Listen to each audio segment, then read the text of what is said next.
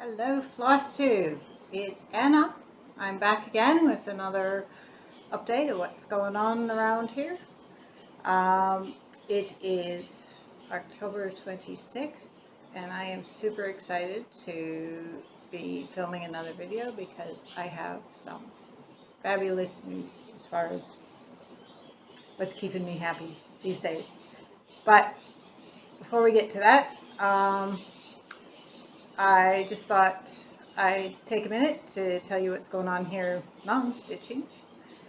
Last video I think I showed you some dodgy video out the window of the construction that's going on around this place. So I've taken a few photos,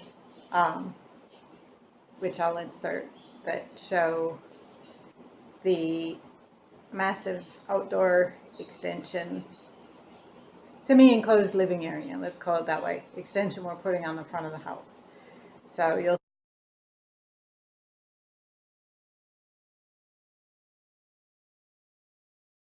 it's got a roof, not much more, wall frames. I'm hoping the inspector will come and sign off on that part of the building before too long, so that once he goes away, I can actually get lights out on that front porch. It's already proving so awesome and so useful. But come nightfall, it's a bit dark when you can't see the front door.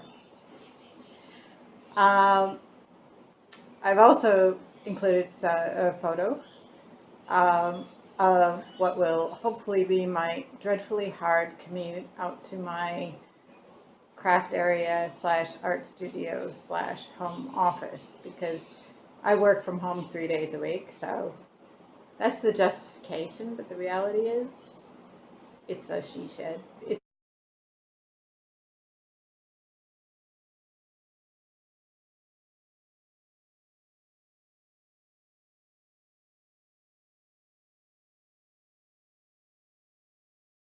It's a craft area.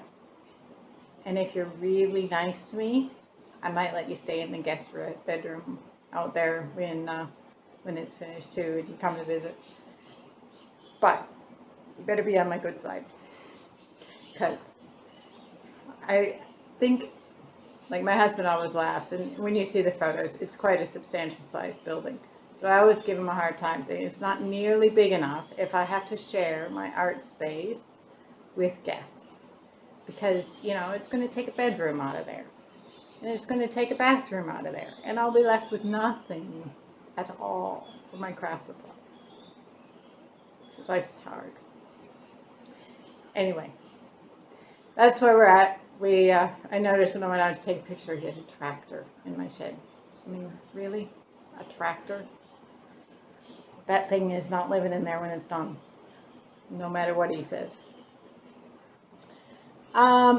In other news, our Spacko Kelpie is on bed rest. So if anybody has an idea how to keep a Kelpie on bed rest, let me know, because this is not a concept she gets. Best we can do is chain her up when she really starts to go Spacko. It's getting to be summer around here, and even I have to start drinking water. I generally don't drink a lot of water, but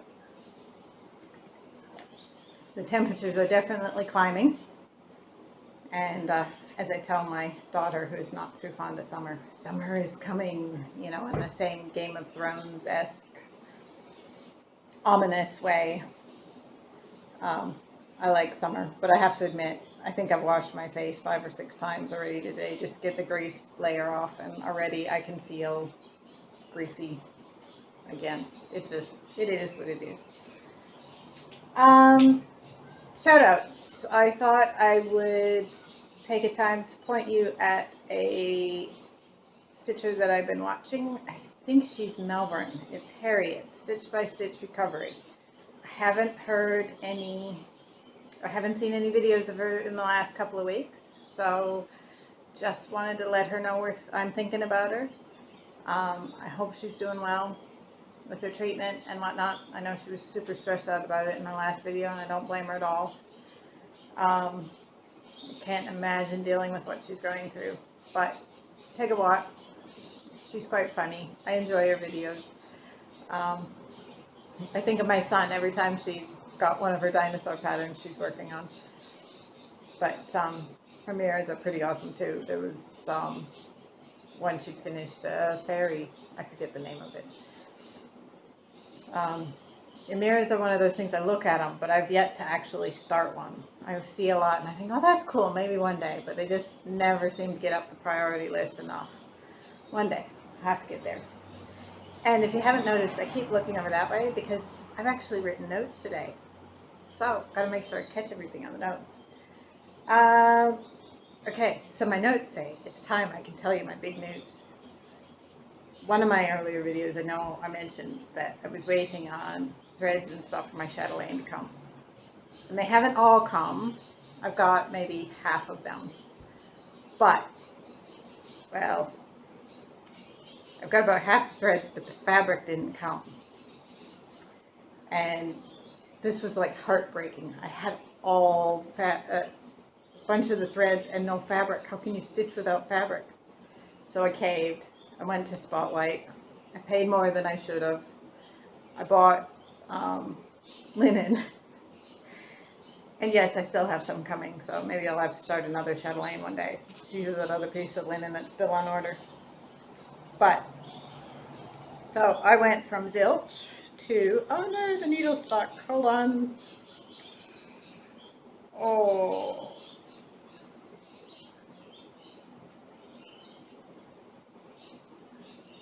Oh, there we go.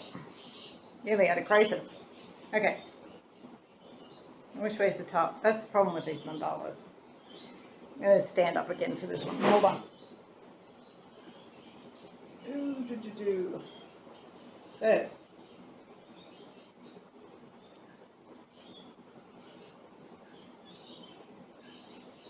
I reckon that is so cool.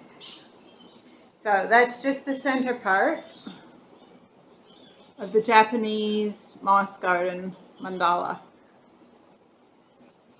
And you can see I've got quite a few open areas because I'm picking around threads I don't have yet. But this dark blue here, in that part, that is about the only DMC in the whole thing that I've stitched so far. There is a little bit more, a couple of stitches up in each gray corner that don't show very well in the camera. Here was I thinking, oh well, I've got the DMC, I can just stitch the framework of the pattern and fill in the specialty stuff around it. Yeah, that doesn't work with these. It is so much specialty stuff, it's not funny. And a lot of this I've never used before, so it's a real learning experience. But this blue, the lighter blue, I don't know if you can pick up the shimmer. It is a silk lame braid from Rainbow Gallery. Those things, I wish I'd known about those years ago. It's a subtle metallic. It's not super blingy. It is so much easier to use than any metallic I have used before. It just lays down easier than the freaking DMC cotton, to be honest, because it's silk.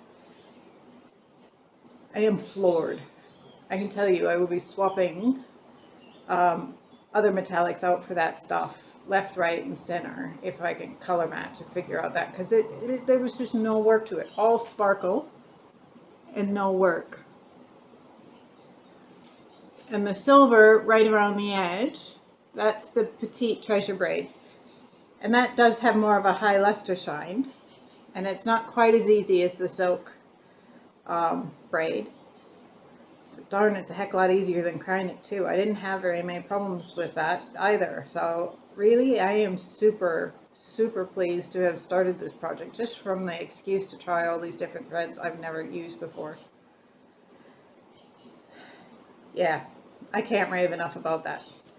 But word of advice for anybody who wants to start one of these: order all your flosses up front. Don't figure you're going to start and pick around things, because as it is, like, I'm a bit worried that, you know, my counting will be off by one stitch somewhere. I think it's okay, you know, but it'll be a nightmare to fix if I find it isn't. So probably, like, in this center area, I think what's left is about a third missing threads I don't have, a third specialty stitches. I haven't done any of the specialty stitches in there yet, and a third beads. There are a lot of beads in this thing. Yeah, but it is so awesome. It defies explanation beyond. It just is so awesome. So I'm super pleased about that. Oh, and the fabric, I think I said the fabric was a 28 count cashel, and it was just white when I bought it from Spotlight, and I dyed it myself with pearl gray Rit dye. I'm pretty pleased with how it turned out, actually. It's all I was wanting was the lightest light gray washes, just a subtle bit of modeling, because yeah, I've never done one of these chatelaines before. I really didn't want it to be too over the top and compete with the chatelaine. At least not this first time, till I can kind of judge just how much detail is in these chatelaines, because, you know, at this point I'm looking at it and it's a lot, and I don't want to lose any of that because the background's too busy. So that's what I did. And I'm, yeah, super pleased with how that turned out. So, yeah, so excited. As far as working on it, my big drama at the moment is how to keep all this stuff organized. Normally, oh, just drop things on the floor. Normally when I stitch, I've got a little project with all the bobbins, you know, just the DMC in a nice little box, all in numerical order, you know, numbers written on the bottom, and super easy. I can find everything I need quick smart, so long as the kids don't get in there and muck the order of the bobbins.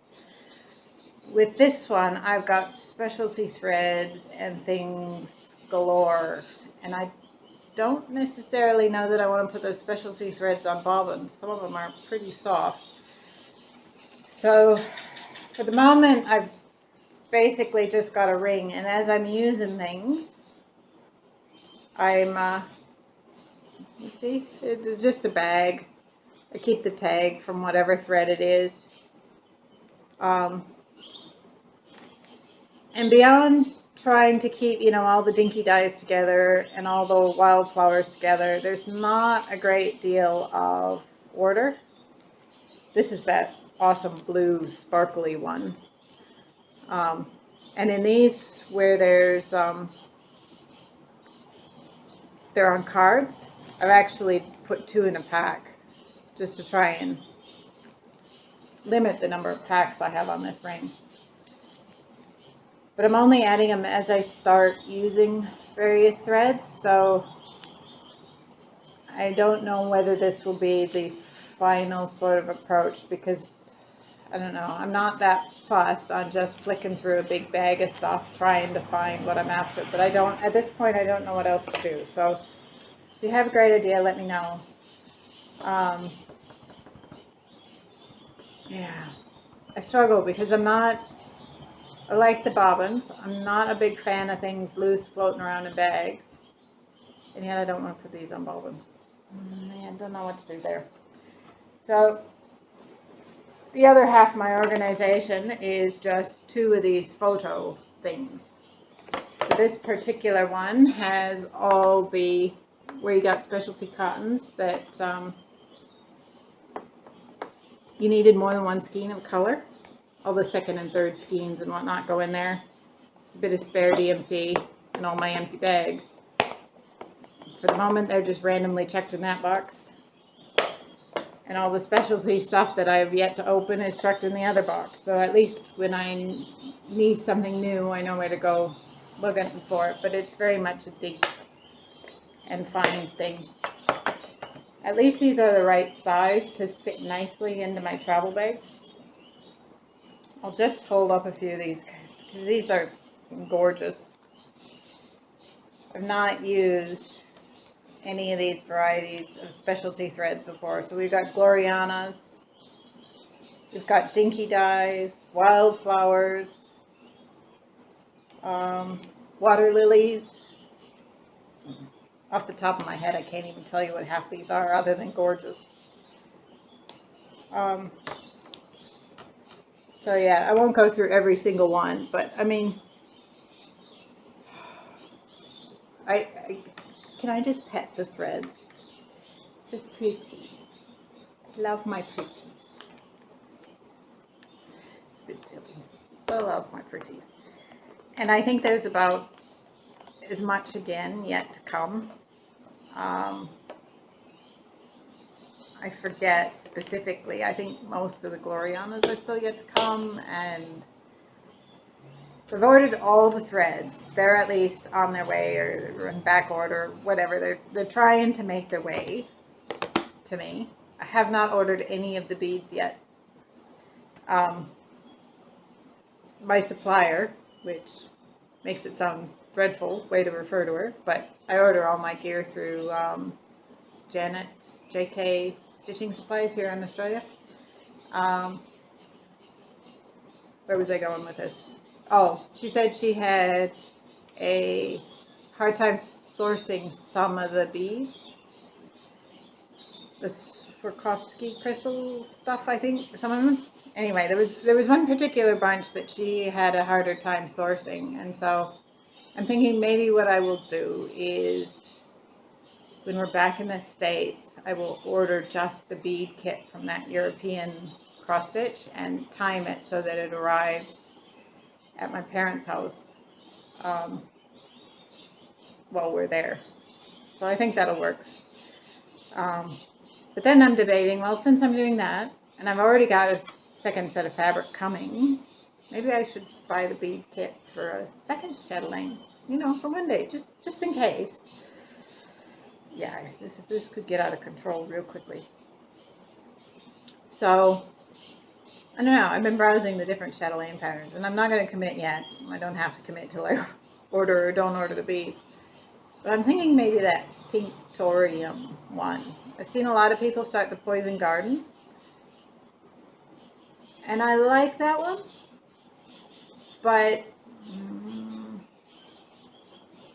yeah, I don't know, the dyer's garden that the tinctorium is, that just kind of appeals a little bit more, because, you know, I'm really enjoying the dyeing the fabric and all the rest of it, and the implications that has for what we do, dyed threads. And so yeah, I'm thinking maybe I'll go with that one, but wait and see, watch this space, we'll see. If you have any suggestions as which one to start, let me know. But I am trying to keep it down to, I think the Japanese Moss Garden is 325 by 325 stitches. So that's, the fabric piece I ordered was meant for that size. So I'm trying to keep it roughly a 325 square, whatever I pick. There's been the odd one that I've looked that is getting up closer to 400. And I'd have to do the math. I'm not sure I got that much fabric coming. So that is my big news for the week. In the meantime, while I was waiting for all that to arrive, I think I showed you last time I filmed, a week more ago, the mystery fabric that I got from the last month's, or the previous month's Color Cascade Mystery Fabric Club. It was a purple opalescent. Well, I went and I started, and have almost finished, a little unicorn. I will put backstitch my niece's name and maybe her birth date, I don't know, I haven't decided quite what, underneath there. And there's still some stars and a little bit of backstitching to go. So I will finish that all up and take it back to my niece when we go. It's a little welcome to the family present. She must be, well, I think she'll be 6 months old when we get back there. So it'll be good to see her. I've seen pictures, but that's kind of the problem with being on the other side of the world. You miss out on a lot of these events in life, which can be a bit trying sometimes. But super excited to go back, get some baby cuddles, and then hand her back to her mother because she's not mine. I'm loving this whole being an auntie thing. And just, yeah, cuddles and hand them back when they're naughty. Lots of sugar, all the fun stuff. Everybody loves Auntie Anna, and hand them back when they're naughty. Good. So, with this one, there is still a few little stars and stuff to go around. And only reason I haven't done those yet is because my middle daughter has kind of decided she wants to have a bit of a go and help with the present. So I'm basically just waiting for her to have time, and I'll let her stitch however many stars she wants, and then I will finish it up, whatever she doesn't want to do. She's super keen to try the metallic thread. I think I got DMC Light Effects, which, she's going to hate it. I hate it. I don't know, maybe she'll be too inspired by the metallic to notice how it doesn't stitch very well. Like, she's not a huge stitcher. Each of my girls have had little projects, but they tend to pull them out. They'll do a thread or two, and then they'll put them away for 6 months. So they haven't, I suppose I could work in her favor or not. She hasn't got a great deal of experience, and yet she's not so set in her ways as far as it should stitch this nicely, and the metallics don't. So we'll see how she goes with that. I'm happy to let her experiment and have a play, and I figure when it comes to putting initials at the bottom, I'll put mine and hers, you know, and it'll be nice. Then one day when baby grows up enough, she'll know her cousin Maya was looking out for her too. Haven't entirely decided how to finish that. I bought a canvas. I was kind of thinking about mounting it on foam board and then mounting the foam board on a mixed media canvas that I'd prettied up. I don't know. And I've seen hoops. Don't know. Playing that one by ear, but I'll let you know when I decide, or after it's done. Whichever comes first.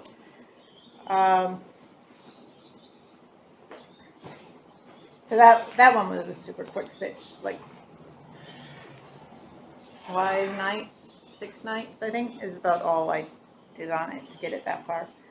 I'm surprised. That's the first time I've used the B5200, the bright white, as opposed to just the old blank color. And looking at them in store, I thought, there's no difference. This is just a con. I can't believe I'm buying a second skein of white when you're not going to be able to tell the difference. I was surprised how much up close, I doubt over the camera you could, but up close it made the old blank color look really dingy.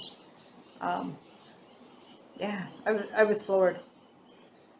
As far as stitching goes, yeah, I did my chatelaine. That's it. Every other project I have is just kind of gone, no, not gonna do it because I'm too busy on the chatelaine, and at least for the next week or so I don't foresee that changing at all. As far as stash, aside from all those chatelaine threads that showed up, I got my mystery fabric for September. I lose track of what month each fabric is meant to be for because it doesn't actually show up for about a month after the month it's labeled for. So this is labeled as September's fabric. So the purple one must have been August fabric. Anyway, this is another opalescent. It's showing a bit pinky. It's more red.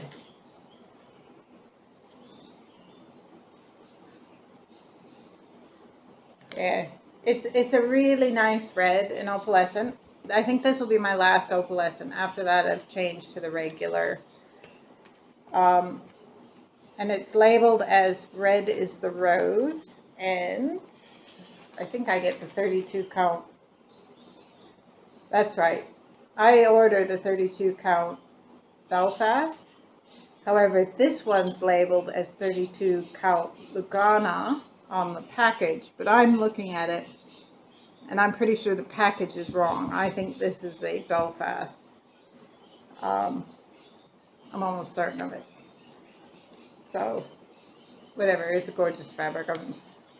As long as I know the count so I can do the math to figure out whether something fits, I'm not that really worried Lugana versus Belfast versus something else.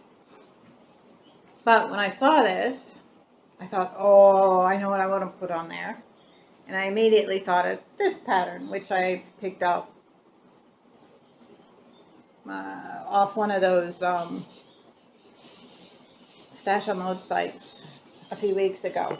And I thought, oh, with that white, that would be awesome. But I'm a bit concerned about these red ribbons. Clearly on the red fabric, they'll blend in. So somebody suggested in the conversion, the Mira conversion Facebook group, that I do gold ribbons, and that's definitely a possibility. My original thought was to do the light blue, but then you got the same problem in that it's next to the bag down here, and so I'd be a bit worried about the bag and the ribbon blending too much.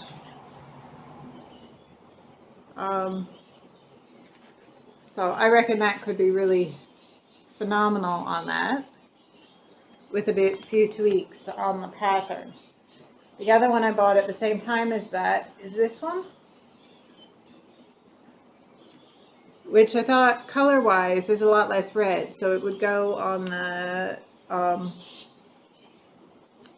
red fabric a lot easier without changing the colors in the pattern. But I think this part of his sleeve, I don't think there's actually any colors charted in there. I think it's just fabric showing through. So you'd have to fill that in with some color, otherwise you'd have red through his sleeve, which is not going to work. But that's a little easier modification. I don't know. So I don't know. This is one of those things. It's not something I'm going to start anytime soon. So they'll just sit in a pile until I get inspired, and I'm going to feel the need to start something. But at the moment, I'm far too busy with the chatelaine to worry about starting anything more. So there's that. The only other thing I bought recently was a couple of diamond painting things. I've never done anything with the diamond painting, and the kids were asking, oh, can we try some? And Teresa, Flosstube, I can't remember her channel name or anything other than I'm pretty sure it's Teresa, and there's like a heart in the icon. She mentioned where she had gotten one of her kits from, and I was kind of looking at that website, and I caved, and I told the girls that they could order one, and I got one as well. I think it's just diamond painting. I don't know. I'll link it below because I can't even remember the site I was on. They had a reasonable selection. I got a coupon. Yeah, I didn't.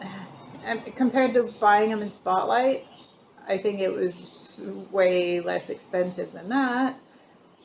The girls have started theirs. They're super excited. Like my eldest spent all day last Saturday, putting little beads on, you know, to the point where her neck was super sore because she'd spent so long crouched over it. My second hasn't spent quite that much time, which is probably good. She'll have less neck problems. But I think they're both enjoying it. Of course, at the moment I've got diamond painting or chatelaine. Yeah, my diamond painting is not even going to get a look in anytime soon. So I didn't even pull it to show you guys. I think mine is a dream catcher with dragonflies. I don't know. So stay tuned. Maybe I'll open that one day. As far as ongoing plans go, did I mention chatelaine? Kind of feel like a broken record. Yeah, I'll continue to work on that as long as I'm amused and having fun. I'm just going to power through as much of that as I can. Like, yeah, it's been a long time. Like, I enjoy stitching, but it's been a long time since I've enjoyed it to that extreme. So that's good. And non-stitching plans, we've got Halloween. We may be living here in Oz, but we are having a Halloween party this year, kind of trying to revive our old tradition of having a neighborhood party. So we'll have the Aussie sausage sizzle going on, and all my kids are in costume, and my middle daughter has been practicing on her stilts so she can be Jack the Pumpkin King. Yeah, Mom had to ban stilts after dark, so the party starts before dark so she can walk around in her stilts and be Jack the Pumpkin King. So that will take a fair bit of time next week, all the prep work to try and get that ready. And yeah, in the years when we lived here before, we did this every year for 10 years-ish, you know, and it was one of those things that got bigger and bigger every year. I think we're trying to start out a bit small since this is our first year back. We've specifically invited a subset of people, whatever, that participated all those years ago, and a few random newbies. But we're not quite doing the whole just open neighborhood type party that we did before. We started with this format because back then trick-or-treating was just not a done thing in Australia. I'm surprised how much it has taken off, but I don't know, it's not like Halloween in the States. I think, like, my memories of trick-or-treating as a kid and watching it as my kids trick-or-treated in the States, the sheer magnitude of the number of people out and about and participating in their community and just saying hello, and it's the one night of the year where you talk to random strangers and just rock up in their front yard and say, hi, how are you? And that just doesn't happen in the States for squat. And I think a lot of adults that don't have that vision of Halloween in their head here in Australia, they see it as, yeah, take the kids out and get candy. But I see Halloween as a lot more than that. Particularly up north in the Wisconsin area, it's kind of the last time people get out of their houses before we all pile into the house because it's too stinking cold outside and it's snowy and miserable. And so, yeah, I have a lot of great memories of candy as a kid, but as an adult I look at it and I think, you know, it was actually more valuable than just the candy.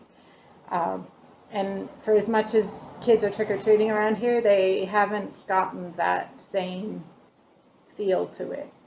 So, I don't know. It's hard to describe.